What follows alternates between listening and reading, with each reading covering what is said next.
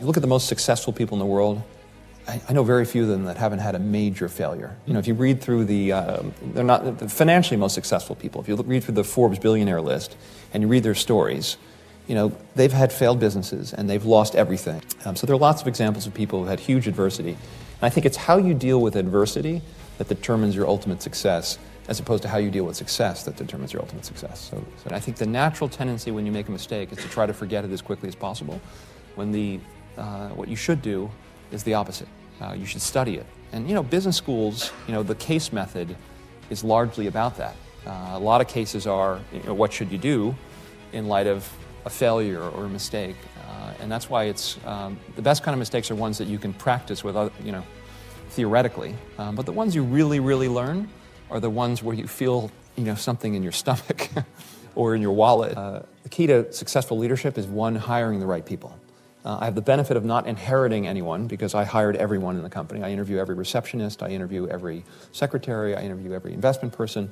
And so I get to pick ultimately everyone that I work with, and that helps leadership a lot. Because if you hire, the key behind leadership, if you hire super talented people, you don't need to do that much leadership because they're going to do the right thing. Second thing is setting up the incentives correctly. So in Pershing Square, everyone is incentivized by how the overall firm does, which I think is a good dynamic because it creates teamwork. I follow the same extreme candor approach in evaluating people.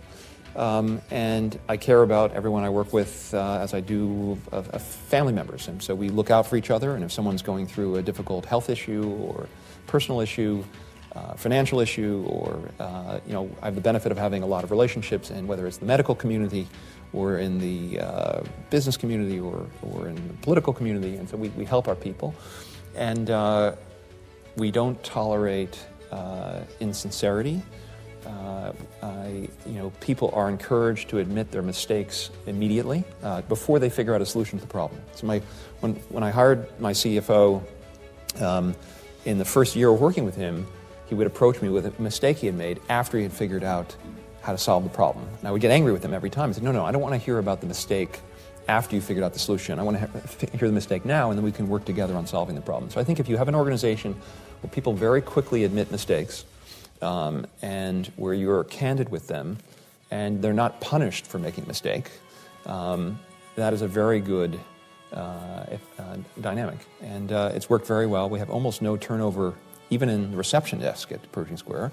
And that's worked, it's been a good model. And so I don't do that much leadership other than, I guess on the leadership side, I think you have to,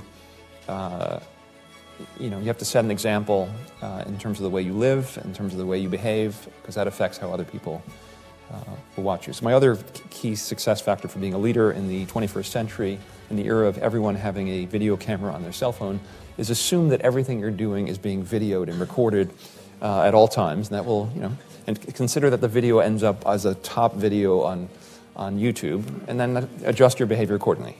I do think not saving your kid, you know, they went into a class this year and they end up with they have no friends and they hate their teachers. Well, you could move them to another school, or you could do that, but, you know, making them suck it up. Or they're on the volleyball team and the coach never plays them. You know, do you go to the head of school and get them to fire the coach, or do you say, hey, you know, life can be like that, and, you know, you have to deal with it? Most businesses, you can create more value staying as public companies than you can by taking them private. I think businesses should only be taken private if they've reached the end of their strategic life, meaning that they've grown as far as they can grow, and there's no more value that can be created as an independent company, and then it should be combined with some other business. But if you think about what private equity does, they make changes to management, they make changes to strategy, cost structure, capital structure. All of these things are available in the public markets. In fact, I think it's a failure when a company sells itself to private equity. It means that the company itself, the management, the board, and its shareholders couldn't figure out how to create the value on their own.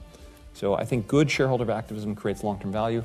Bad shareholder activism, you know, pushes for short-term things that might create a bump in value on the short term but destroy long-term value.